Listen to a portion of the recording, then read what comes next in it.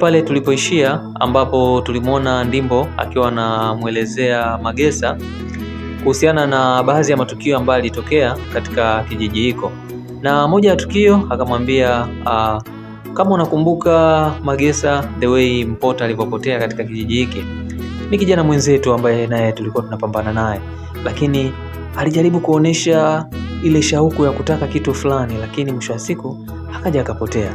Na the way alivyopotea, mwisho wa siku tuliweza kuona tu t-shirt yake ambayo ilikuwa imebakia kwenye mti mkubwa ule ambao unapatikana pale maeneo ya sokoni. Lakini tukashindwa kuelewa, je, kwa nini shati lake libakie pale? Na yeye alielekea wapi?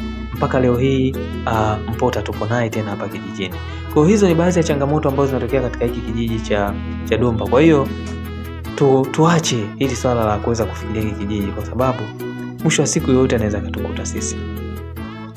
Baada ya kusikia taarifa zile, Magesa alipoa na alishusha pumzi, akasema tuachane na hilo, tuweze kuangalia mambo mengine. Nafikiri siku tukitulia tutaweza kujadiliana zaidi kuhusiana na hilo. Baada ya pale Ndimbo aliweza kumgusia Magesa, akamwambia Magesa,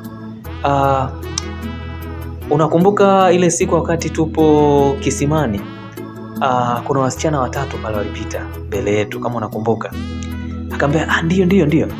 Akasema nakumbuka hiyo siku, nakumbuka. Na mimi ninachokikumbuka ni kwamba katika wale wasichana 3 kuna msichana mmoja ambaye alikuwa ni mrembo sana, ambaye alikuwa katikati, alikuwa amevaa nguo rangi ya pinki.